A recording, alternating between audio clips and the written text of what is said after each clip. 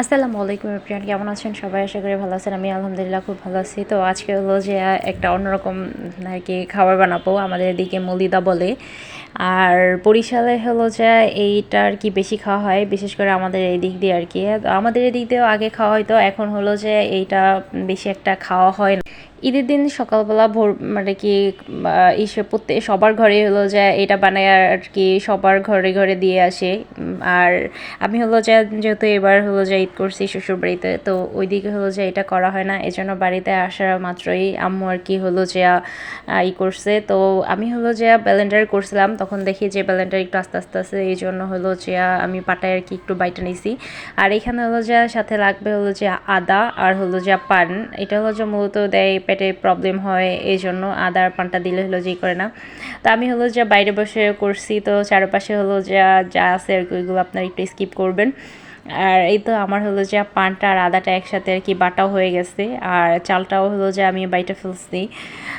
তো এরপরে হলো যে আমি এইখানে হলো যে আমার লাগবে হলো যে নারিকেল। তো এই যে এরকম কাঁচা কাঁচা থাকে নারিকেলটা হলো যে আরও কাঁচা ছিল, কয়েকদিন থাকে ঘরে থাকলে একটু আর কি হয়ে যায়। তো আমি হলো যে এই নারিকেলটা আর কি কাইটা নিব। তো ইসের এক হাত দিয়ে পারতেছিলাম না, এই জন্য হলো যে আমি আবার করতেছিলাম, কারণ ভিডিও ম্যান ওরকম কেউ ছিল না।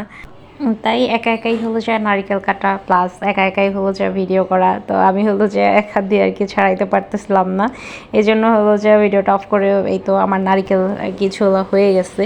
এরপর হলো যে আমি নারিকেলটা হলো যে কেটে নিব। আর মলিদার জন্য হলো যে বিশেষ করে এরকম নারিকেলে হলো যে করে, তো নারিকেলটা একটু শক্ত ছিল, আর একটু নরম হলে আরও ভালো লাগতো। তো এই তো আমার হলো যে নারকেল কাটার পরে আমি হলো যে একটা ছোট আমি কাজ করি, সেটা হলো যে এই যে কামড়ে কামড়ে হলো যে চারপাশ দিয়ে হলো যে খাওয়া, এটা কেন যেন আমার হলো যে সেই ছোটো থেকেই অভ্যাস। আর এরকম হলো যে কে কে করেন একটু কমেন্ট করে জানাবেন, কারণ আমিও হলো যে এটা আর কি আমার কাছে ভালো লাগে, কার কার কাছে ভালো লাগে সেটাও একটু বলবেন। আর যখনই আমি নারকেল হলো যে করি তখন এই কাজটা করি। আর এখানে হলো যে পানি বেশি একটা হয় নাই, তাও হলো যে পানিটা অনেক মিষ্টি ছিল। তারপর হলো যে দেখি যে আমার ভাইগনা আবার মাছ আর কি ধরে আনছে, তো আমি আবার একটু মাছটা দেখলাম, অনেক বড় একটা বাইক মাছ পাইছে। তো এইটা হলো যে দেখার পরে আমার আবার হলো যে ওর মানে মাছ ধরে আনার পরে হলো যে দেখছি আরও পাইছিল। আর এই তো আমার হলো যে নারকেলটাও কোরানো হয়ে গেছে। তো কোরানোটা ওইটা আর কি আমি ভিডিও করতে পারি নাই। এইখানে হলো যে আমি অর্ধেকটা নিয়েছি, পুরোটা নিয়ে নেই, কারণ মলিদা হলো যে বেশি একটা বানাবো না, অল্প বানাবো।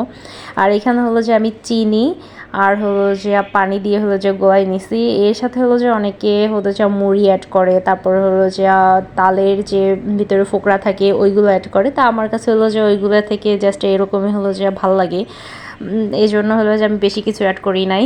তো এই হলো যে আমার মলিদার। তো আমি হলো যে কখনো বানাই নি, এই ফার্স্ট টাইম হলো যে বানাইছি, সবসময় আম্মুই বানাই দিছে। তো কমেন্ট করে জানাবেন যে ভিডিওটা কেমন হয়েছে। যদি ভিডিওটা ভালো লেগে থাকে তাহলে লাইক কমেন্ট করে শেয়ার করে দিবেন। দেখা হবে অন্য কোনো ভিডিওতে, সেই পর্যন্ত আপনারা ভালো থাকবেন, সুস্থ থাকবেন। আল্লাহ হাফেজ।